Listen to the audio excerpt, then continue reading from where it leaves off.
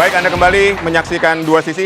Ini kita bahas sedikit ketika sebelum mulai pertandingan, pelatih Bahrain kan sempat melakukan cyber tuh. Soal ada sekian ratus juta penduduk Indonesia, wah naturalisasinya kok luar biasa kan gitu ya. Kok urusan kita diusik-usik Kalau media tadi ya? Bang Toel bilang ini ada kemewahan sebetulnya di tim kita dengan naturalisasi. Ya, boleh, Bang Kasyid silakan. Saya nggak sependapat itu dengan 300 juta nyari pemain bola nggak bisa.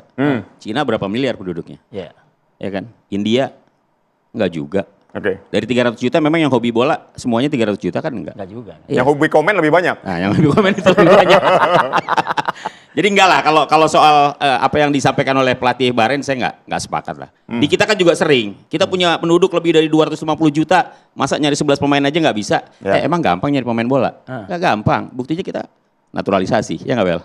Tapi harus sepakat dulu kita nih, bahwa hari ini saat ini tim nasional kita itu dari sisi kepelatihan itu yang termewah sepanjang sejarah PSSI berdiri. Termewah ya? Sejak 19 April 1930. Pemainnya juga saat ini bisa dikatakan termewah. Walaupun misalnya sebenarnya saya senang dengan apa yang dikatakan oleh Dragan Talajic. Ini kan sebenarnya nyentil kita juga gitu. Ya. Dengan penduduk yang banyak tapi kita tidak memberikan kekuatan memberikan prioritas dalam hal melakukan pembinaan usia muda gitu kan. Artinya sebenarnya sentilan itu mengingatkan kita pasca lebaran PSSI harus mulai konsentrasi untuk membangun pondasi sepak bola kita dari pembinaan usia muda. Dan saya pikir itu penting gitu kan, jangan sampai kemudian kita melakukan apa yang disindir oleh Talajic. Setiap FIFA Matchday pasti ada datang pemain baru gitu kan. Nah, bagaimana pemain baru itu datang justru dari hasil produk kompetisi kita, dan sebenarnya sudah digambarkan di pertandingan melawan Bahrain bagaimana Rizky Ridho tampil luar biasa. Itu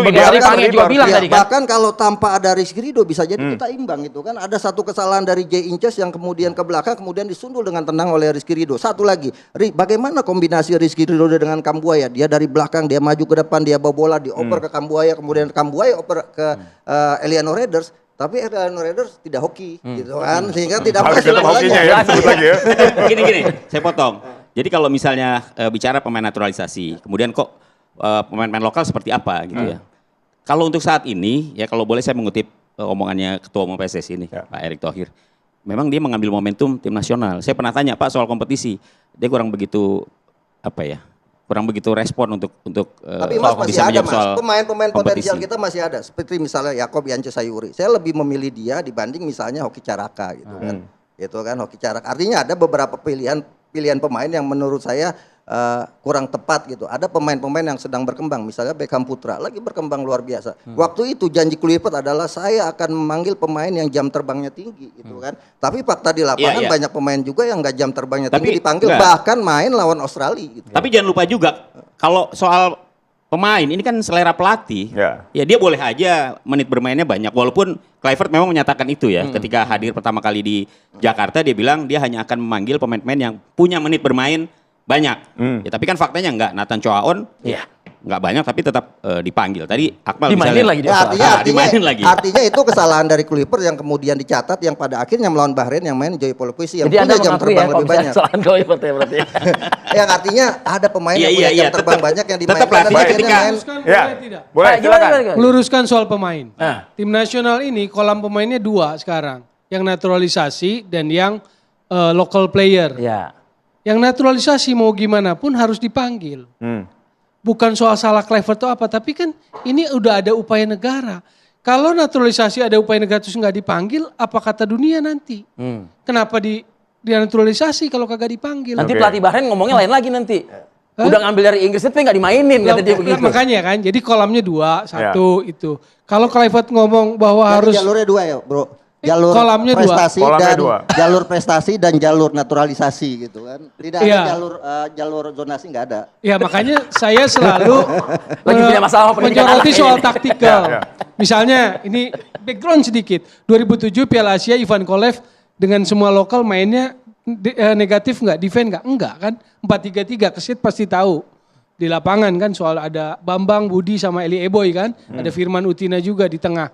Ponario. Jadi ketika tanpa naturalisasi pun kita udah berani tuh lawan Bahrain waktu itu kan. Lalu beranjak pergantian pelatih.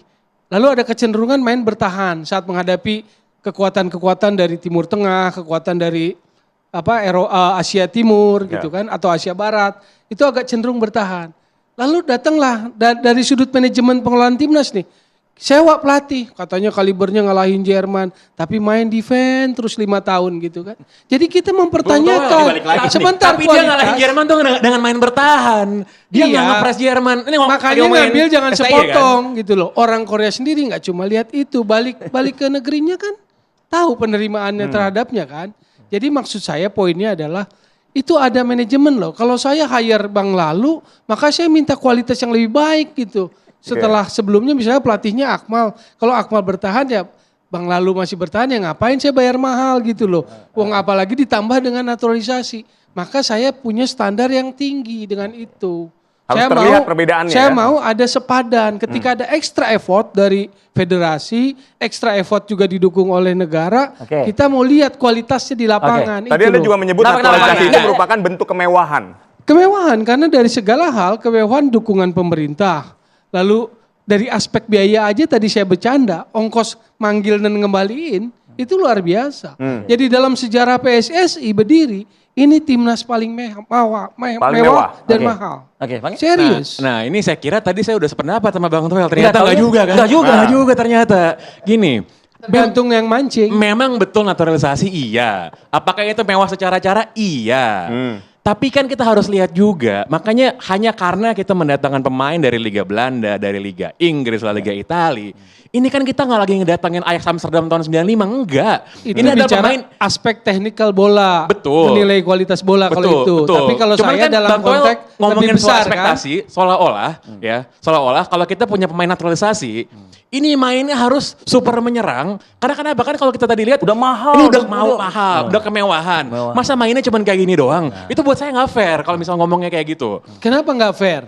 Karena tidak ada, gini, satu soal menang atau enggak. Yang kedua adalah, memang pemain-pemain yang kita datangkan ini, itu portfolionya kayak gimana? Apakah mereka? Enggak, kita harus balik kepada prinsip naturalisasi itu signifikan di atas pemain kita. Betul. Jadi kalau kita nggak bicara, saya nggak membandingkan dia dengan yang 5 top Liga dunia bener, tuh. Seperti yang Jepang main. Tapi kan nggak ada ketika kita naturalize, ini orang bisa main tiki taka, makanya kita naturalisasi kan nggak ada kayak gitu. Kan nggak menuntut tiki taka. Kan nggak ada yang menuntut tiki taka. Tidak ada yang menuntut tiki taka. Tapi kalau tahun 2009, 2008 main bertahan menghadapi Australia, menghadapi Bahrain, menghadapi Arab dengan ada rasa inferior, kan perasaan itu nggak muncul sekarang tuh. Waktu lawan Australia, ketika banyak ditanya kan yakin. Kecuali kesalahan error itu. Iya. Gini, soal naturalisasi ya. Saya kadang-kadang juga bingung. Mewahnya itu dari sisi mananya gitu ya. Mewah dari sisi harga. Kalau dari sisi harga, ini kan banyak juga nih beredar nih. Betul. Si A harganya sekian miliar. Saya nggak tahu itu patokan harganya itu dari mana gitu loh. Mewahnya dalam tanda kutip. Iya, artinya ketika kita bicara kemewahan, asumsinya adalah si Jaitses itu harganya sekian miliar. Si Ole Romeni sekian miliar. Sehingga kita kemudian memiliki seperti apa? Asumsi sendiri, iya tim ini mewah. Saya sepakat dengan apa yang dikatakan oleh Pak Ange tadi ya. Mewahnya itu menurut saya juga relatif gitu ya. Tapi kalau kita bicara soal naturalisasi pemain yang ada di Indonesia saat ini, ya harus diakui memang grade-nya kan tidak seperti grade pemain-pemain yang ada di Eropa lainnya begitu loh. Baik. Ya bahwa kita punya JITZ yang bermain di Venezia, iya itu satu kelebihan yang kita miliki.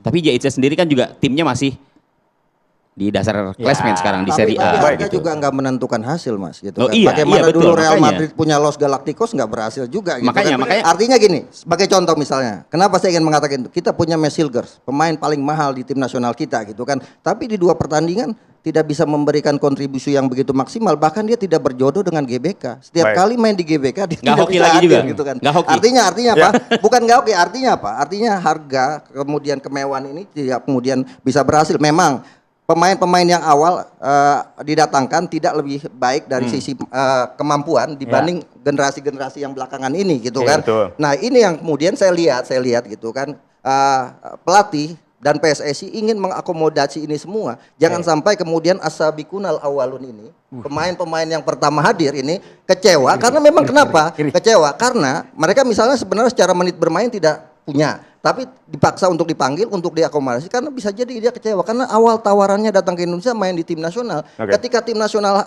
main dia tidak dibawa walaupun menit bermainnya ini akan muncul kekecewaan. Kecuali Elkan Bagot yang nggak dibawa karena memang dia menyatakan tidak mau ikut. Tapi yang lain dibawa semua karena untuk akomodasi aja. Dengan kualitas material pemain kita yang saat ini, 5 Juni kita menghadapi Cina, 10 Juni kita menghadapi Jepang.